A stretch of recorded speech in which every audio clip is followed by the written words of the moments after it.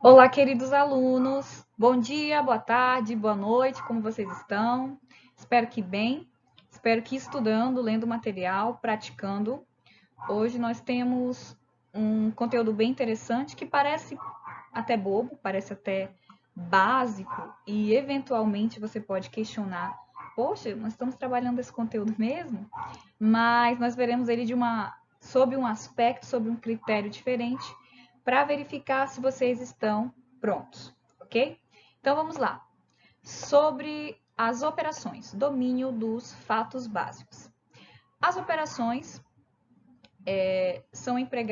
nas operações são empregados numerais de um só algarismo.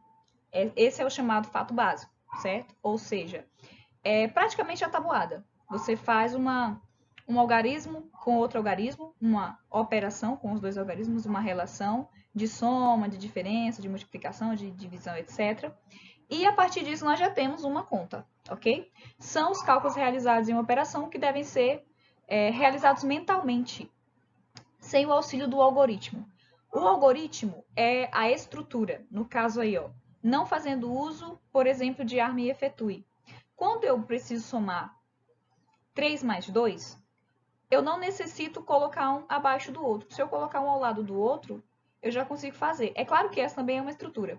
O material didático, ele traz a observação de que não necessita do algoritmo, em razão de não ser necessário você armar mentalmente, é possível realizar essa operação. E aí a partir disso, nós refletimos o seguinte, realmente, 3 mais 2, 5. Para criança, para criança não é assim que funciona. Primeiro, porque a noção de soma, ela precisa ser muito bem trabalhada, ela precisa ser compreendida. Por isso que nós faremos uso do ábaco. No ábaco nós traremos, o ábaco ele é muito rico e ele pode ser utilizado desde essa noção, certo, de quantidade, de soma.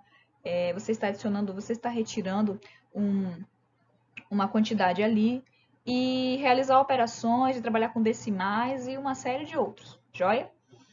Então, inicialmente, é importante nós trabalharmos a noção da soma, o que representa a soma. Isso ficará na aula online, tá? Vencida essa questão da noção, da percepção, de entender o que vem a ser, nós precisamos trabalhar um elemento muito importante que, infelizmente, as escolas estão deixando a desejar. E é algo que você vai dizer, isso aí é básico demais. Mas se nós fizermos um teste, possivelmente a maioria dos alunos, não terá resultados bons. Eu estou falando da boa e velha tabuada. E aí, quando eu falo em tabuada, quando nós falamos em tabuada, muitas vezes as pessoas pensam exclusivamente na tabuada de multiplicação. E não é assim. Nós temos a tabuada de adição, temos a tabuada de subtração, a tabuada de multiplicação, a clássica, a tabuada de divisão, temos a tabuada dos fracionários, temos a tabuada dos decimais, certo? Todas essas tabuadas, elas são importantes e elas proporcionam ao aluno segurança e agilidade. Você pode pensar, professor, tabuada é coisa do passado, hoje em dia tem celular, os alunos podem... E, infelizmente, esse pensamento ele tem dificultado muito a vida dos alunos. Por quê? Porque a tabuada foi, de certa forma, abandonada. É algo que na época do meu pai era muito cobrado. Na minha época já nem foi tanto. Na minha época, os professores não exigiam a tabuada. Eles ensinavam, eventualmente praticavam um pouco na aula, mas não era algo assim trabalhado da forma como deveria ser. E daí você pode pensar, professor, isso é um método arcaico, nós não... as novas teorias da pedagogia nos ensinam a utilizar ferramentas lúdicas, alternativas, que proporcionem uma experiência agradável, sem esse tradicionalismo. Olhem, a tabuada, infelizmente, ela veio acompanhada de algumas ações, de algumas estratégias que mancharam o nome da tabuada. A tabuada é boazinha, tá bom? Vamos vencer primeiro esse estigma, vamos vencer esse paradigma. A tabuada ela veio muito acompanhada de quê? Palmatória. E muitas pessoas ficaram traumatizadas. Tem gente que é travado. Eu conheço profissionais que são travados literalmente na matemática, coisas básicas, eles não conseguem. Por quê? Porque lá na infância, quando foi trabalhada a questão da tabuada, foi de forma traumática. Tabuada não pode trabalhar de forma traumática, na verdade, em nenhuma área, certo? As nossas dificuldades, elas são muito mais de experiências do que de capacidade. Eu não sou incapaz de aprender matemática, mas eu eventualmente tive uma experiência na minha infância que me traumatizou. E isso me bloqueou. Muitas pessoas são bloqueadas, infelizmente, com relação a principalmente as exatas, matemática e suas irmãzinhas, né?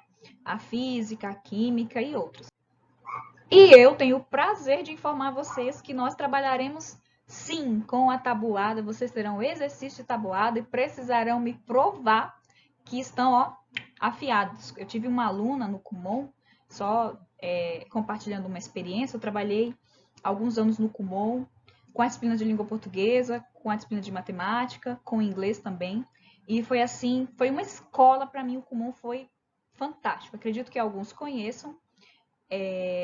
Não sei como existem pessoas que conseguem não entender e não acreditar na proposta do método. Essa aqui é a mão da Sofia, tá? Não acreditar na proposta do método, mas é brilhante. Para mim, como acadêmica, foi brilhante. Como profissional, foi uma escola maravilhosa, uma experiência assim que me fez amadurecer muito, aprender muito. Então, tabuada com certeza, eu fiz tabuada no Kumon e nós faremos tabuada, tá? Então, aos poucos, os alunos devem memorizar os resultados que são trabalhados ali, os mais essas contas que nós falamos de fatos básicos, e o material dá o exemplo da tabuada de multiplicação e de soma como exercício de aprendizagem dos fatos básicos, ok? Sugestão de atividade. Pedir às crianças que retirem, olhem só, que bacana essa estratégia, tá? Isso aqui é um exemplo que dá para ser feito, o professor não precisa nem elaborar nada, nem levar nada, mas ele terá uma experiência de vivência, trazer um momento ali de empiria para a sala excepcional. Pedir às crianças que retirem de seu estojo lápis de cor e desafiá-las a formar diferentes composições com esses lápis. Exemplo, 3 mais 2. Olha a noção de quantidade, olha a noção de permanência, a noção de soma sendo inserida nessa experiência simples. É uma experiência muito simples. Cada aluno terá ali os seus. Claro, você precisa levar reserva, porque principalmente dependendo da condição, do aspecto socioeconômico do seu público, das suas crianças, dos seus alunos, você precisará levar também, tá? Então, se você conhece, você sabe que todos têm, tranquilo, você pode até levar alguns só por garantia. Mas se você sabe que tem alunos que não têm, digamos, você propõe somar 4 mais 5, dará 9. E você tem um aluno que leva um lápis para a escola porque ele só tem aquele, ou ele nem leva. A escola que muitas vezes é a única alternativa desse aluno. Então, você precisa raciocinar isso, obviamente, tá? É uma realidade que nós não podemos excluir, nós não podemos fechar os olhos, fazer vista grossas e fazer de conta que isso não existe. Essa realidade existe e eu faço questão sempre nas minhas aulas de valorizar essas experiências, tá bom? Eu peço até a vocês que no grupo interajam, contem os relatos para enriquecer, porque como a aula está gravada, essa interação ela precisa ser lá, tá bom? E daí em sala você organiza essa atividade, tá bom? Com o lápis é bom por conta da assimetria, da questão da simetria. Os lápis, eles são simétricos, eles têm, principalmente hidrocor, canetinha, né? Eles têm o mesmo tamanho e eles vão dar um colorido muito bacana para as crianças interagirem e elas perceberem na realidade com um material prático. E aí a questão do tato é muito importante. Materializar a conta, trazer esse fator de tangibilidade, ou seja, o aluno está tocando na conta, ele está pegando na conta, ele se permitirá mais participante. Isso é o que nós chamamos de aprendizado ativo, tá bom? A criança participando, não precisa, não deve ser somente o professor como, né, no pedestal, ensinando e tal, o aluno participar, o aluno ser envolvido, como é o caso do ábaco. Esse ábaco aí, acredito que vocês não vão esquecer nunca mais na vida. Alguns nunca ouviram falar, não sabem do que se trata. Mas a partir dessa experiência de aprendizado ativo, se torna mais efetivo, ok? Então, aqui nós temos a questão de como resolver operações de outra forma, tá bom? Então, vamos lá. Nós temos aqui um exemplo de decomposição. Nós trabalharmos a soma deixa eu só fazer uma observação. Nós não temos como trabalhar todos os conteúdos da matemática nessa disciplina, tá bom? É uma disciplina que procura lhe fornecer um suporte com relação a mecanismos, a técnicas de ensino, ok? De modo que você possa encontrar um suporte para ministrar suas aulas. Mas, em razão do tempo, em razão de uma série de fatores, não é viável, não existe viabilidade para nós desenvolvermos todos os conteúdos. Seria maravilhoso trabalhar um por um, tudo bonitinho, mas infelizmente não é possível, tá bom? Então, agora com relação à soma, a operação matemática de soma, com a estratégia de decomposição. Olhem só, nós temos aqui a soma de 156 mais 234. É possível fazer essa soma de cabeça? É possível fazer a soma de cabeça, tá? Sem necessidade de somar, doar e efetue. Inclusive, contas mais complexas é possível realizar. Mas, antes de nós ensinarmos o aluno a chegar nesse nível de aptidão, é preciso ensinar em termos alternativos, porque você explica e o aluno pode olhar e dizer: tia, eu não entendi. Você vai explicar da mesma forma? Você pode até explicar da mesma forma, utilizando outras palavras e um pouquinho mais devagar? Pode, mas às vezes não funciona. E você precisa explicar de outra forma, até que ele entenda, tá bom? É claro que em casos muito graves, em que a criança tem alguma dificuldade cognitiva, ou seja, possui dificuldade de aprendizagem mesmo, com laudo, essas coisas, é importante alternativas aplicáveis a cada caso, tá bom? Nós trabalharemos aqui no geral, o grossão para os alunos de uma forma geral. Então, 156 mais 234. Primeira etapa, eu vou organizar a minha operação separando centenas, dezenas e unidade. Lembrando que 10 unidades compõem uma dezena e 10 dezenas compõem uma centena. Ou seja, 100 unidades também compõem uma centena. Por quê? Porque eu tenho 10 grupinhos de 10 unidades. E isso dará uma centena. Na aula de ábaco isso ficará... nós discutiremos um pouco mais sobre isso. Então, eu organizo aqui. Deixa eu utilizar o cursor para ajudar vocês. Vou usar o vermelhão, tá? O trevoso aqui. Eu organizei aqui primeiro as centenas. Olhem só. 100 e 200. Esse 100 eu retirei daqui, tá? Quantas centenas eu tenho em 156? Uma centena. Eu coloquei aqui, ó, uma centena, 100. Quantas centenas eu tenho em 234? Duas. Daí eu coloquei aqui, 200. Quantas dezenas eu tenho em 156? 5. Porque ó, esse aqui representa unidade, o segundo representa dezena e o terceiro representa centena. Aqui da mesma forma. Unidade, dezena, centena. No ábaco, vocês escreveram isso. Lembram? Vocês colocaram bem bonitinho U, D, C, unidade de centena, de milhar, etc. Tá? Aqui, nós separamos as dezenas. Então, quantas dezenas eu tenho aqui? Eu olho para o segundo. Ou seja, eu tenho 5 dezenas. Daí eu coloco aqui, ó, 50.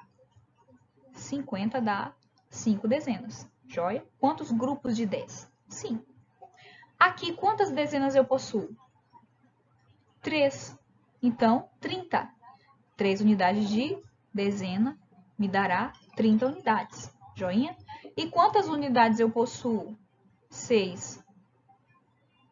É o último aqui, ou de trás para frente o primeiro, tá? E aqui 4, está aqui. Ó, isolei tudinho. Construí. No ábaco, a operação fica dessa forma, bem divididinha, tá bom? Nós veremos. Daí, então, agora eu vou agrupar.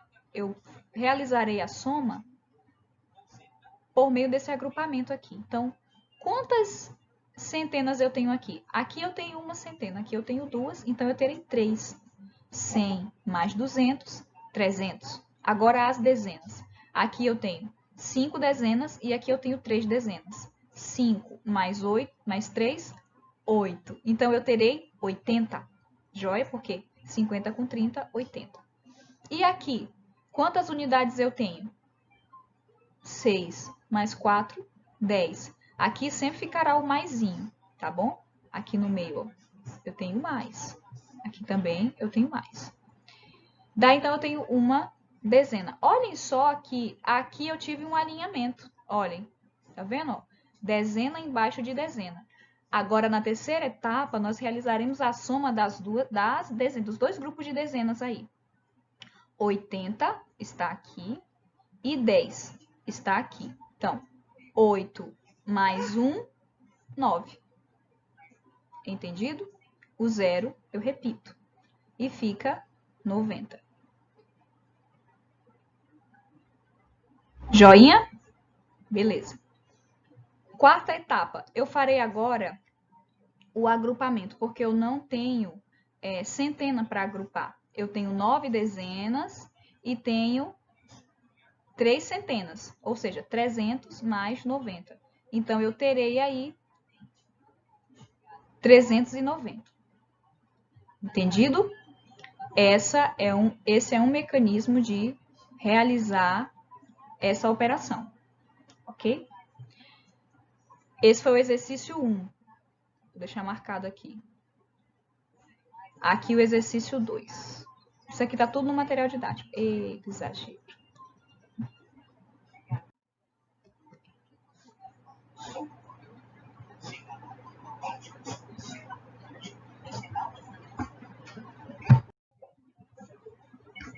Então, aqui eu tenho 342 mais 839. Vocês podem fazer o exercício utilizando a estratégia anterior, tá? Essa aqui, a estratégia do primeiro exercício, do primeiro exemplo. Agora, no segundo, nós já temos outra dinâmica, outra forma de executar.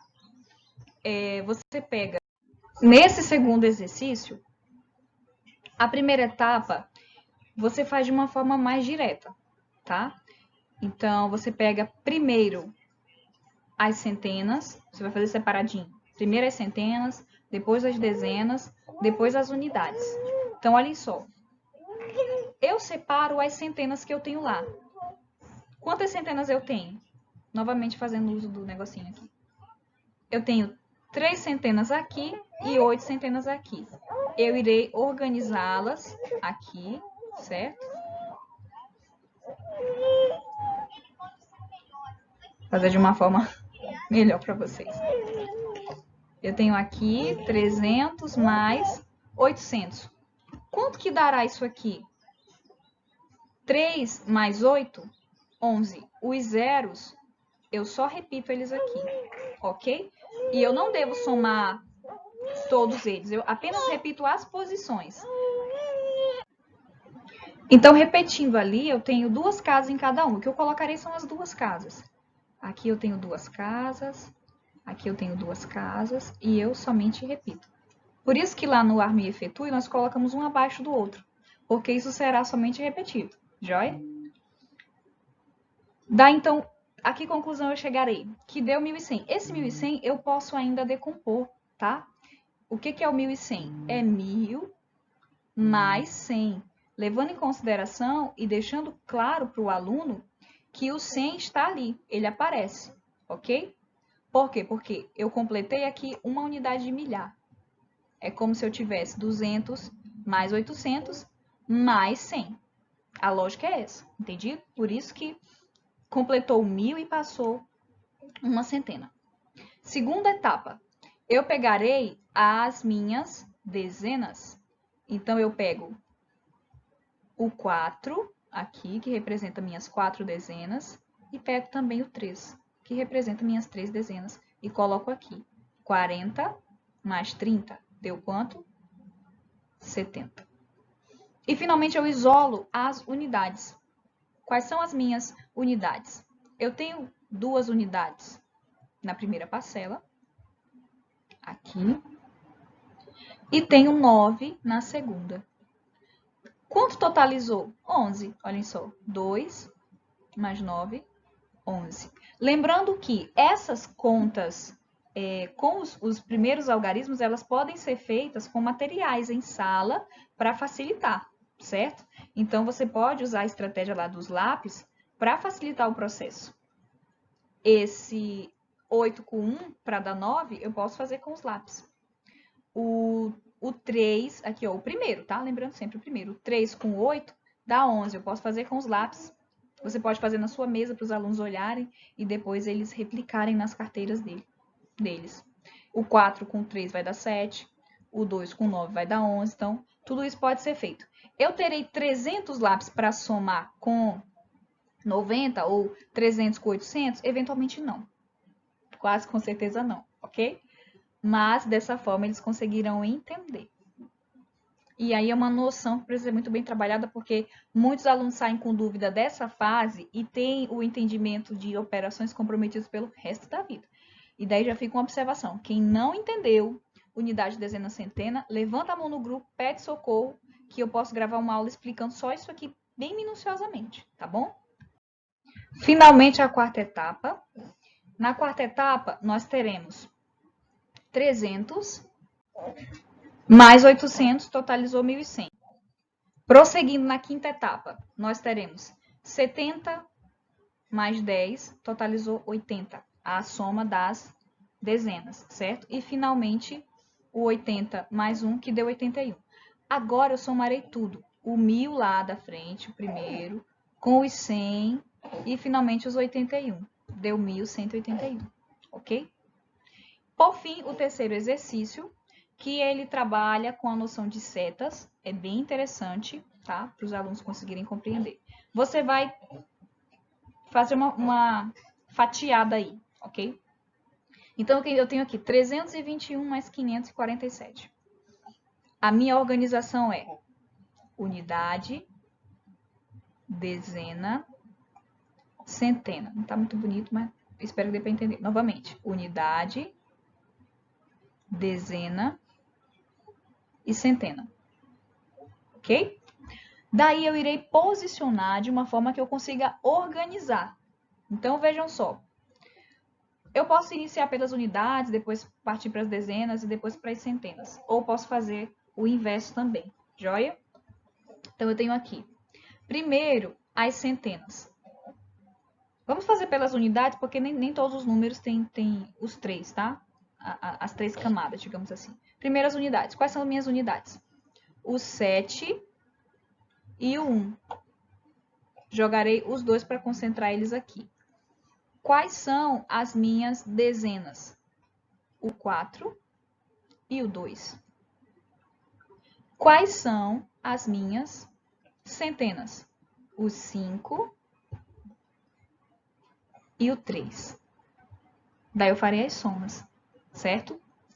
7 unidades com 5 unidades, com uma unidade, 8. 4 dezenas com 2 dezenas, 6, que dá 60. 5 centenas com 3 centenas dá 8. 8 centenas, que é o mesmo que 800. Entendido?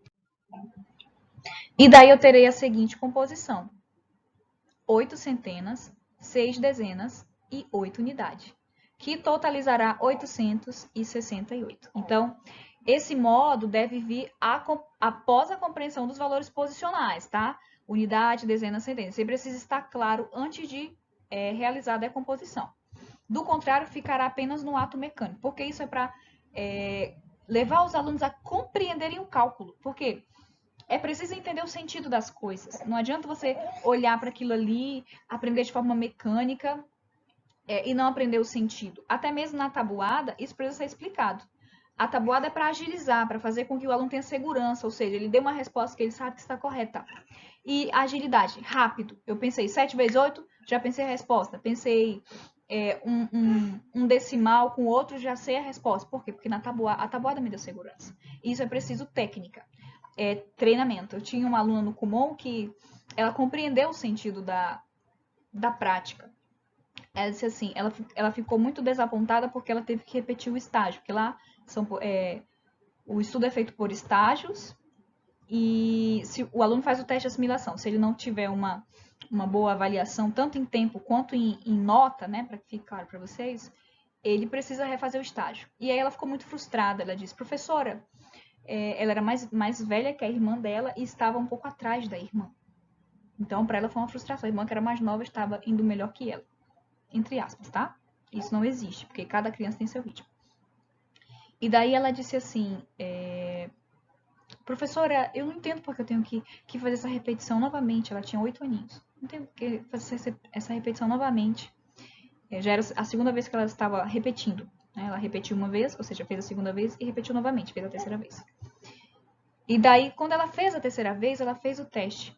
Ela já estava um pouco saturada, mas ela assimilou, ela fez um teste assim muito segura. Ela conseguiu acertar mesmo com segurança. Ela chegou para mim e disse: tia, eu entendi, tia. Eu entendi por que nós temos que repetir, ou seja, que praticar. Aí eu disse: você entendeu, meu amor? Ela disse: eu entendi, tia. Nós fazemos isso para ficar craque. Quando você treina bastante, você fica craque. E é para isso, gente. A tabuada, na linguagem da criança, é para ficar craque, tá? Ter segurança, ter agilidade. Então, é preciso reforçar a leitura correta da soma ao realizar esse tipo de estratégia. Exemplo, de 3 mais 5, que se lê 300 mais 500 no caso das centenas, aqui que nós vimos. Por isso que deu 800. Deve-se tomar cuidado com as contas de vai, pois essa estratégia ocasiona confusões, né? Você faz o 6 mais 5 vai 1. Como assim? Vai para onde? Ele tomou chá de sumiço e desapareceu? Não, explique. Com essas estratégias, a criança conseguirá compreender, tá bom? Para nós é automático. Eu posso fazer um exercício com vocês para que isso fique claro e trazer alguns algarismos aqui, algumas letras, alguns símbolos lá de mandarim, para tentar ensinar um pouco para vocês de mandarim. Ao olhar, vocês ficaram perdidos. Quem não sabe música e olha os símbolos lá, os signos utilizados, as claves, as figuras, uma breve, uma semibreve, uma mínima, uma colcheia, uma semicolcheia, fica perdido. Você olha para aquilo, meu Deus, o que isso significa? Né? Para a criança, nós precisamos nos remontar para a realidade da criança. Isso é um conteúdo novo, ou para quem já está vendo novamente, ela não assimilou por alguma razão. Tá joia? Então, as crianças devem ser estimuladas a pensar na melhor estratégia. Ela vai resolver com o caminho que for melhor para ela. Por isso que o autodidatismo ele é muito valorizado por essa razão, porque ele permite que a criança aprenda suas estratégias, o que funciona melhor para ela. Um abraço, pessoal, gigante mesmo, e agora nós nos encontramos lá na nossa videochamada, tá? Um beijão, fiquem com Deus. Sofia também manda um beijão para todo mundo.